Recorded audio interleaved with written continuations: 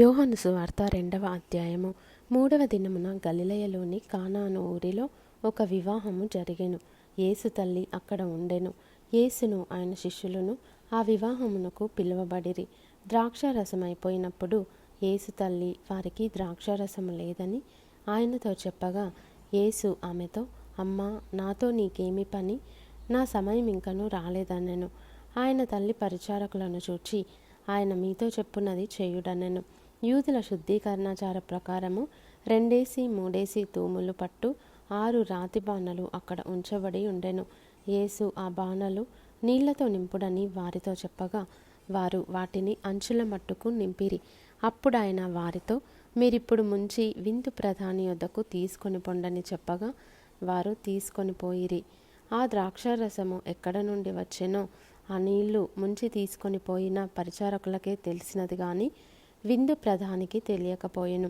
గనుక ద్రాక్షారసమైన ఆ నీళ్లు రుచి చూచినప్పుడు ఆ విందు ప్రధాని పెండ్లి కుమారుని పిలిచి, ప్రతివాడును మొదట మంచి ద్రాక్షారసమును పోసి జనులు మత్తుగా ఉన్నప్పుడు జబ్బురసము పోయును. నీవైతే ఇదివరకును మంచి ద్రాక్షారసము ఉంచుకొని ఉన్నావని అతనితో చెప్పెను.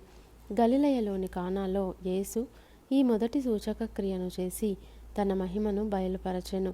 అందువలన ఆయన శిష్యులు ఆయన యందు విశ్వాసముంచిరి.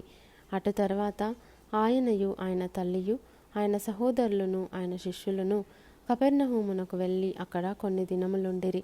యూదుల పస్కా పండుగ సమీపింపగా యేసు యెరూషలేమునకు వెళ్ళి దేవాలయములో ఎడ్లను, గొర్రెలను, పావురములను అమ్మువారును, రూకలు మార్చువారును కూర్చుండుట చూచి త్రాళ్లతో కొరడాలు చేసి గొర్రెలను, ఎడ్లనన్నిటినీ దేవాలయంలో నుండి తోలివేసి రూకలు మార్చువారి రూకలు చల్లివేసి వారి బల్లలు పడద్రోసి పావురములు అమ్మవారితో, వీటిని ఇక్కడ నుండి తీసుకొని పొండి, నా తండ్రి ఇల్లు వ్యాపారపుటిల్లుగా చేయకూడని చెప్పెను. ఆయన శిష్యులు, నీ ఇంటిని గూర్చిన ఆసక్తి నన్ను భక్షించునని వ్రాయబడి ఉన్నట్టు జ్ఞాపకం చేసుకొనిరి. కాబట్టి యూదులు, నీవు ఈ కార్యములు చేయుచున్నావే, ఏ సూచక క్రియను మాకు చూపెదవని ఆయనను అడుగగా, యేసు, ఈ దేవాలయమును పడగొట్టుడి, 3 దినములలో దాన్ని లేపుదునని వారితో చెప్పెను. యూదులు, ఈ దేవాలయము 46 సంవత్సరములు కట్టిరే, నీవు 3 దినములలో దానిని లేపుదువా అనిరి. అయితే ఆయన తన శరీరమును దేవాలయమును గూర్చి ఈ మాట చెప్పెను.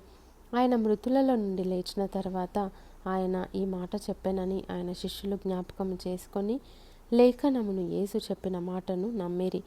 ఆయన పస్కా పండుగ సమయమున యెరూషలేములో ఉండగా ఆ పండుగలో అనేకులు ఆయన చేసిన సూచక క్రియలను చూచి ఆయన నామమందు విశ్వాసముంచిరి. అయితే యేసు అందరినీ ఎరిగినవాడు గనుక ఆయన తన్ను వారి వశము చేసుకొనలేదు. ఆయన మనుష్యుని ఆంతర్యమును ఎరిగినవాడు గనుక ఎవడును మనుష్యుని గూర్చి ఆయనకు సాక్ష్యమియ్యనక్కరలేదు. ప్రార్థన చేసుకుందాము. మమ్మల్ని మిక్కిలి ప్రేమతో ప్రేమిస్తున్న పరలోకపు తండ్రి, మీ బంగారు పాదములకు విధేయత వందనాలను చెల్లించుకొంచున్నాము. తండ్రి, గడిచిన కాలం ప్రభా మీరు ఎక్కల చాటు కింద కాచి కాపాడి మమ్మల్ని నాన్న సజీవులకలో ఉంచిన విధానం బట్టి మీకు స్తోత్రాలు చెల్లించుకొంచున్నాము. నేటి దినం ప్రభా తండ్రి, మీరు మాకు ఇచ్చినటువంటి వాక్యాన్ని బట్టి మీకు స్తోత్రాలు. ఇందులో ఉన్నటువంటి ప్రభా అర్థాన్ని ప్రభా తండ్రి మమ్మల్ని మీరు బోధించిన విధానం బట్టి మీకు స్తోత్రాలు చెల్లించుకొంచున్నాము. ఇక్కడ ఉన్నటువంటి ప్రభా నాయన ఆ బోధన ప్రభా తండ్రి మా జీవితంలో అన్వయించుకొని ప్రభా తండ్రి మీకు ఇష్టలుగా మారి ప్రభా తండ్రి మీరు అక్కడ పర్యంతరం వరకు ఈ భూమి యందు ప్రభా మీకు సాక్షులుగా జయించే జయ జీవితం మాకు అందరికి అనుగ్రహించమని యేసయ్య పరిశుద్ధ నామములో ఈ మనవులు అడిగి వేడుకొంచున్నాం పరలోకపు తండ్రి, ఆమెన్. పరమ తండ్రి యొక్క ప్రేమయు, యేసుక్రీస్తు వారి యొక్క కృపయు, పరిశుద్ధాత్మ దేవుని కన్నుని సహవాసం ఇప్పుడు ఎల్లప్పుడూ సెలవుంచిన మనందరితోటను సదాకాలం ఉండి వర్ధిల్లింపజేసి నడిపించునుగాక, ఆమెన్.